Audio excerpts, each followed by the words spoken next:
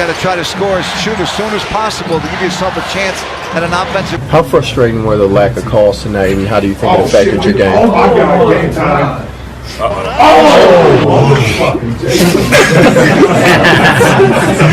I mean, I forgot the question. No, it's all good. I said, how frustrating were the lack? 5.9 to play. Euphoria in the Heat's house. Dwyane Wade running around saying, "This is my house." It is again, baby. He has 15 of Miami's last 17 points. Check this out now. That foul he committed winds up being an advantage for the Heat. This is my house. What's up, everybody? It's your boy Deepak G back at it again with Ball Street Journal. We've been MIA for the past couple months. I'm sorry about that. Couldn't keep you guys updated with the sports stuff. Just been busy with work and whatnot, but we're definitely refocused on the channel, trying to grow this thing. We're currently at about 600 subscribers, so thank you guys for keeping up with us. Each and every one of you, 600. Let's just keep this thing going. Trying to reach 1,000 for now. That's the goal, and then keep building from there. I'm going to be uploading more podcast or video cast, I guess, these types of videos where I'm covering NBA topics, not just NBA, kind of stuff related to the sports world as well. Adidas, Nike, what they're doing, just stuff like that. Anything that's kind of hot right now in the sports world. Anyhow, today's video we're going to be covering, I'll just be touching base on everything I kind of missed over that time, which includes All-Star break, the trade deadline, of course, and we'll be talking about what's currently going on in the NBA right now. As you saw, Dwyane Wade just sinked that game winner tonight, which was pretty cool because it was the game was not only in Miami, but he was also paying tribute with his shoes and everything to a couple of the victims of the Florida shootings. So big respect to Dwyane Wade, and he still got game winner over Ben Simmons. So that was special night for him and the team there. I did see a report today saying that Dwyane Wade is, for the first time in his career, legitimately not sure if he wants to continue playing basketball next year. So retirement is an option, I guess, at this point for Dwyane Wade. Even though he's going out there dropping 20 plus, hitting game winners, I guess he just needs to be on the right team where they have a championship shot, and maybe he had that with the Cavs, maybe not. We'll touch base on that later. Anyhow, this is episode 1 of Ball Street Sounds. That's what my name for the podcast is. Kind of just going with that. If you guys have any better suggestions, ideas, comment below. But yeah, let's get into it. Going back to All-Star break, and even further back from that, going back to the trade deadline. So let's obviously talk about the big trade that is on everyone's mind. The trade that the Cavaliers made with the Lakers. So Isaiah Thomas going to the Lakers. Cavs receiving Jordan Clarkson and Larry Nance Jr. Obviously there were some other pieces and trade picks involved, but we're not going to get into the details right now. How do I personally feel about that trade? I think it's a good trade for the Cavs. They were kind of sinking there. They were kind of desperate for some new, fresh energy. First couple of games, and we thought, LeBron was really happy with his new teammates. Larry Nance was dunking everywhere. Jordan Clarkson was putting on moves, putting defenders on skates, high-fiving LeBron on the sidelines. They had that big bro, little bro connection, it seemed like, right away. They've lost a couple games since, maybe, but I still think they're doing much better. They still have to wait for Kevin Love to come back in and integrate him with his newer teammates. And ultimately, I think it'll be a beneficial trade for the Cavs. Now, with that being said, I'm not sure if it's going to be enough to win the East. And even if they do win the East, I'm not sure if it's going to be enough to win a championship. And I know that for LeBron James, the championship is a goal every year. So with that being said, even with these newer players, none of them are superstars. You know, Jordan Clarkson's great role player. Larry Nance is a great role player. Rodney Hood, great role player. George Hill, great role player. But LeBron needs he needs a legitimate super squad like everybody else does these days. You know, Warriors got one. Rockets got a two-headed monster there with good supporting cast. Celtics don't really have a super team, but they have a lot of really good young guys, and that in the future, in a couple of years, could develop into a legitimate super team. So the Thunder have a super team. The Cavs don't really. It's just LeBron. He's a tank, and he has a whole bunch of shooters. And that was true before, but at least he had Kyrie to really carry the load. Kevin Love is always going to do what he does best. He's a 2010 guy. He's quiet, 2010. He's going to come in and do that. But he's not a game changer at this point. So will LeBron leave the Cavs? I don't know. But with the way the current team is set up, it's looking like leaving. It's looking like leaving Cleveland might not be a bad option for LeBron. That's all I gotta say. I also saw today that the Philadelphia 76ers have put up billboards to recruit LeBron to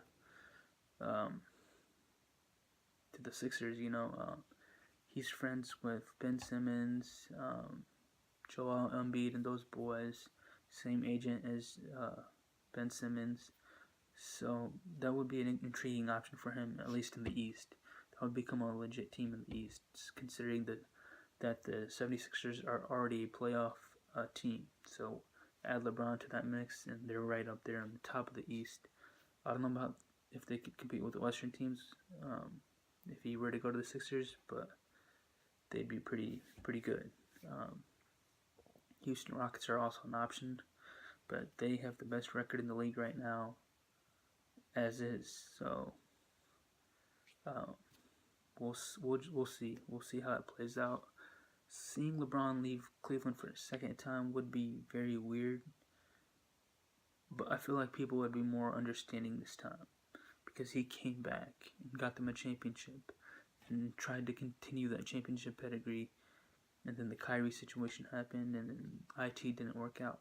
I think people would be more understanding if he left this time and not as mad because he did deliver what he promised to the land. So on the Lakers side of things with Isaiah Thomas, I feel like that was not the best move for them.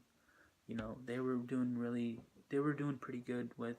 Lakers had a lot of good young assets, including Jordan Clarkson and Larry Nance. So to give two of those up for IT, who's struggling and probably not going to re-sign,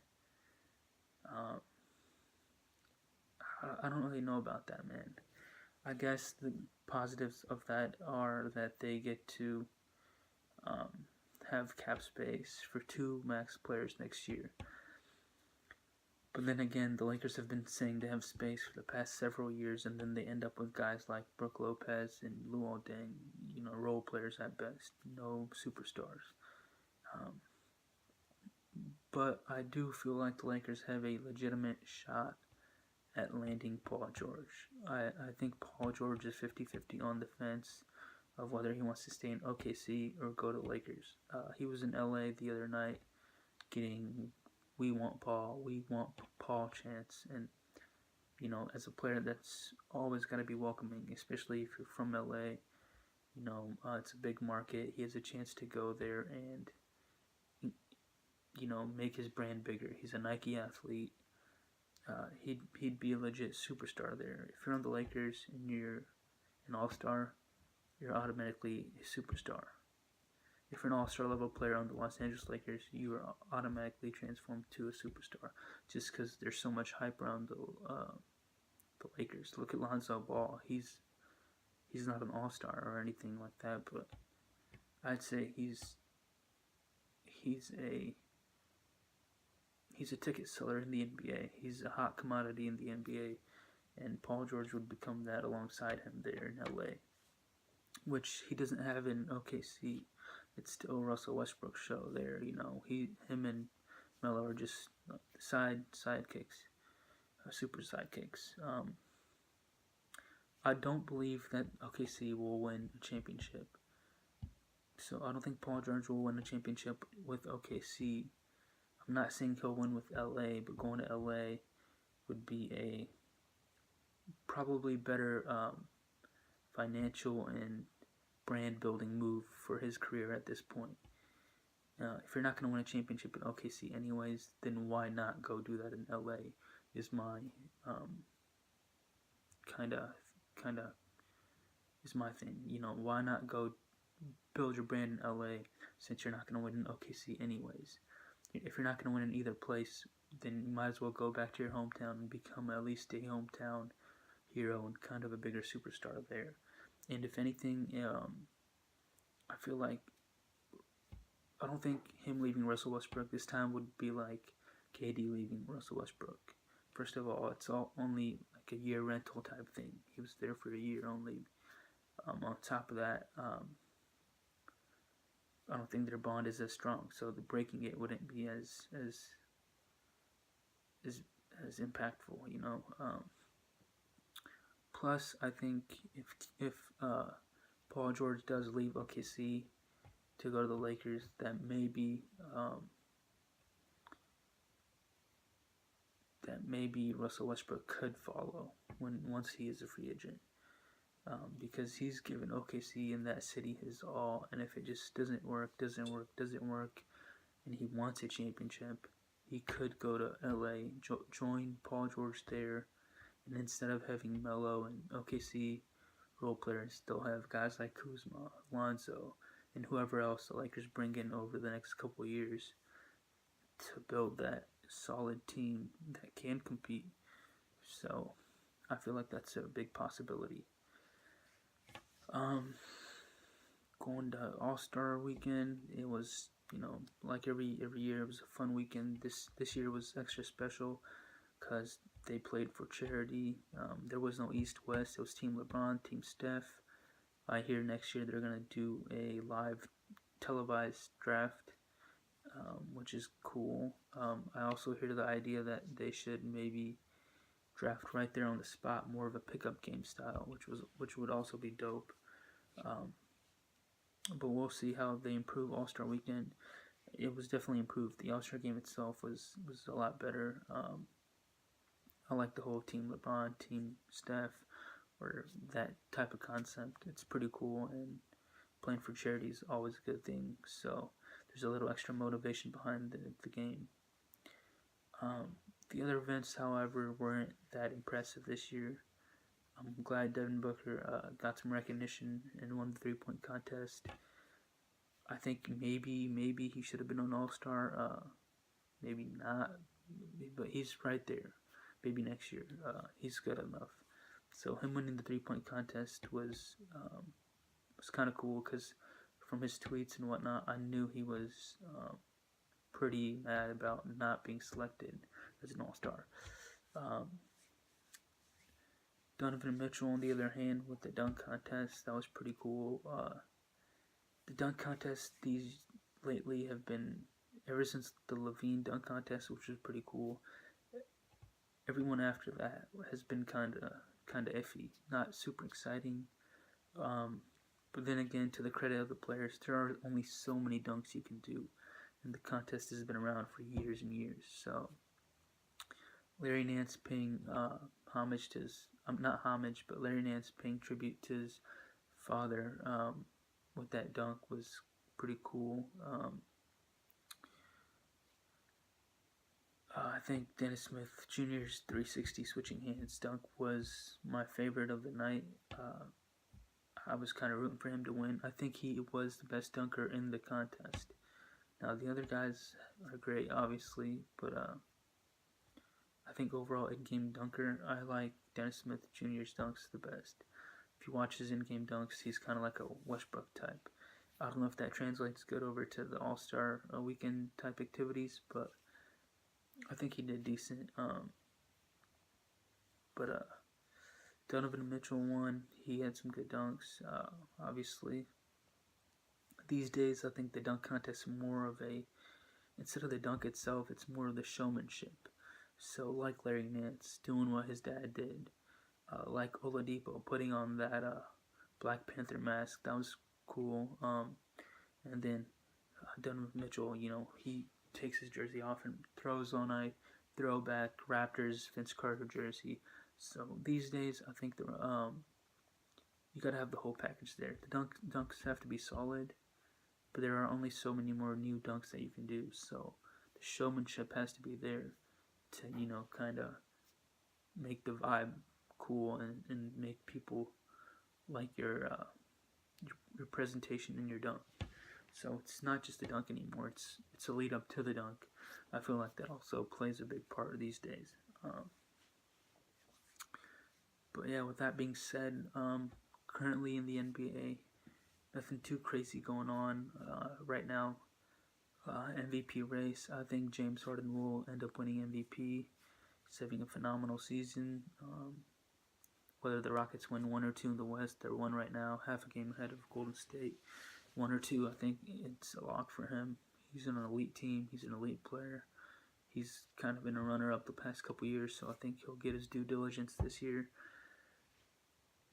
But yeah, I think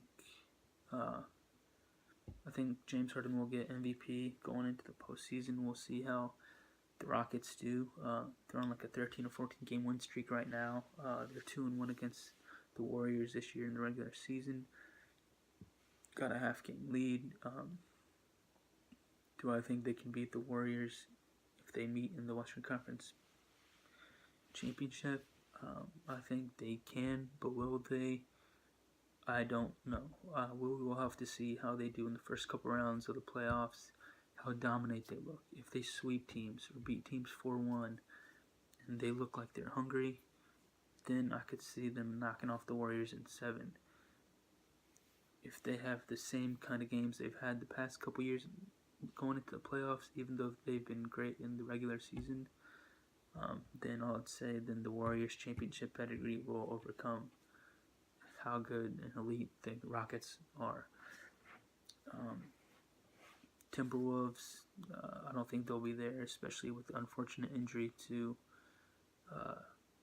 Jimmy Butler. Even if he comes back like he says he will, it'll take time. So they were a legit team. I don't think they'll be good enough. Same with the Spurs. I don't think they'll be good enough. We don't know what's going on with Kawhi Leonard and his injuries. OKC is good enough star power wise, but as a collective team with the role players and style of play, I just don't think it's there for them to be up there with Golden State or the Rockets. So the West is Golden State, Rockets, and the East is Raptors are looking good. Celtics are obviously there, even though they've had a bumpy road recently. Same with the Cavs, bumpy road recently, but at the end of the day, those 3 teams will be there to make noise in the playoffs. So that was Ball Street Sounds episode 1. Hope you guys liked the topics I covered. That was just a quick overview since I missed the last few months. Next few podcasts will be a little more in depth on a week-to-week basis, hopefully, and covering going deeper into topics and covering them a little better. But yeah, hopefully you guys like these types of videos. I will continue to upload, the normal highlights or post-game interviews and whatnot. But I feel like in order to grow this channel, in order to make it something real, original content is very important on YouTube. and I hope you guys like my content and the stuff I talk about. So keep looking out for more videos. I appreciate you guys being there this whole time. Like, comment, subscribe, leave any suggestions, and I'll catch you guys next time.